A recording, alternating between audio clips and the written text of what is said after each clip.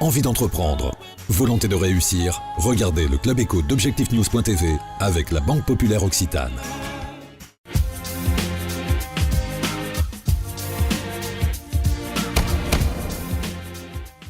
Bonsoir, bienvenue dans le Club Écho d'Objectifnews.tv. Yves Dubrunfaut, bonsoir. Vous êtes le directeur régional de Pôle emploi.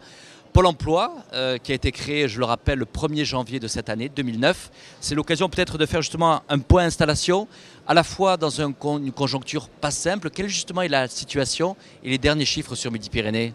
Alors Midi-Pyrénées est toujours une région atypique parce que l'emploi salarié en Midi-Pyrénées arrive à rester à un niveau assez haut. Les derniers chiffres en notre possession sont les chiffres du 30 juin 2009. Donc nous avons connu une contraction de l'emploi salarié de moins 0,3% sur un an, sur les 4 derniers trimestres, ce qui nous place en deuxième région française. Voilà. Ce que vous voulez dire, alors Yves Dubrunfaut, c'est qu'il y a une sorte de microclimat ici en région Midi-Pyrénées? Non, ce n'est pas un microclimat. Je pense que c'est dû aussi à la composition en fait, de la structure économique de Midi-Pyrénées.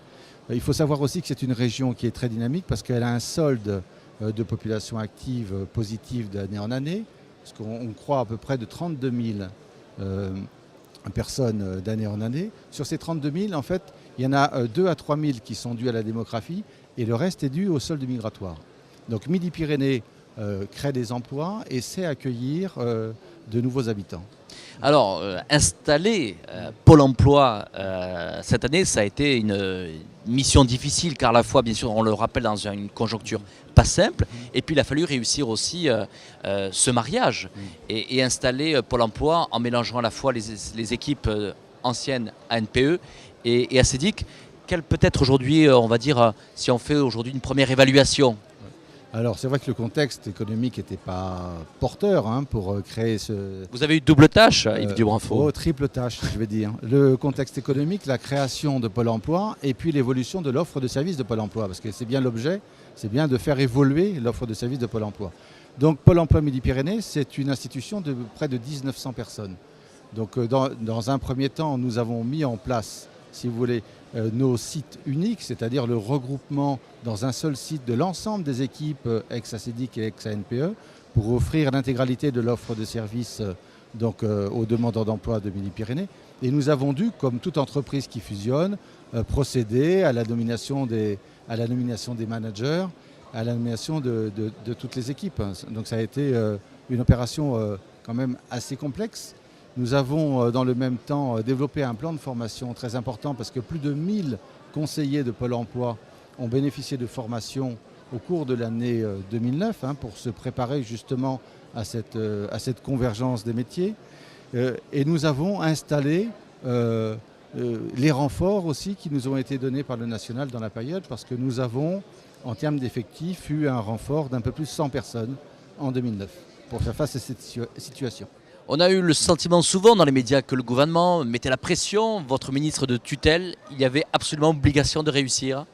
Le contexte économique, si vous voulez, renforce le niveau d'exigence vis-à-vis de Pôle emploi et je pense que chaque demandeur d'emploi et chaque entreprise de Midi-Pyrénées le comprend parfaitement. Donc ce niveau d'exigence, il fallait savoir y répondre dès 2009. Alors vous, justement, vous avez fait évoluer l'offre de services pour les demandeurs d'emploi. Aujourd'hui, justement, quel est leur retour, leur ressentiment ? Alors nous avons notamment démarré notre plateforme téléphonique, le 3949, sur lequel nous avons eu un succès très important en début d'année. Donc nous avons connu quelques difficultés aussi pour répondre à cette demande. Ces difficultés sont aujourd'hui résorbées depuis l'été 2009. Nous répondons à plus de 80% des appels. Nous avons aussi mis en place notre nouveau site internet. Nous avons développé de nouvelles aides, des aides à la recherche d'emploi, des aides à l'évolution des compétences, des aides aussi au retour à l'emploi, à la mobilité. Nous avons tout au long de l'année mis en place ces nouveaux produits pour les demandeurs d'emploi. Alors justement, puisqu'on en est presque à la fin de l'année, quelles seront les évolutions, les grands enjeux pour l'année 2010 ? Alors les grands enjeux, donc déjà on veut simplifier encore à Pôle emploi nos démarches vis-à-vis des demandeurs d'emploi. Donc nous allons mettre en place des entretiens uniques au cours duquel nous allons pouvoir étudier l'ensemble de la situation du demandeur d'emploi en un seul contact. Nous allons renforcer les contacts avec les entreprises et développer les forces de prospection qui ont été mises en place dès 2009 pour accroître encore le recueil d'offres d'emploi. Je vais vous citer un chiffre qui est quand même assez significatif des efforts de Pôle emploi. En octobre 2009, nous avons recueilli quasiment autant d'offres d'emploi qu'en octobre 2008, malgré la crise. Ce qui traduit les efforts des équipes de Pôle emploi dans la période, parce que toutes ces équipes sont restées mobilisées pendant l'année. Ça, c'est une vraie évolution, c'est-à-dire encore plus au cœur et avec et dans les entreprises. Oui. Beaucoup plus encore au contact des entreprises et des demandeurs d'emploi. Il y avait beaucoup de choses de réaliser précédemment, on veut encore aller plus loin. Merci Yves Dubranceau d'avoir répondu à l'invitation du Club Éco d'ObjectiveNews.tv. Merci. Bonsoir. Au revoir.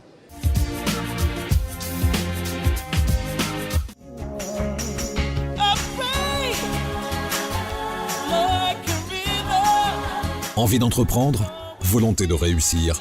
C'était le Club Éco d'ObjectiveNews.tv avec la Banque Populaire Occitane.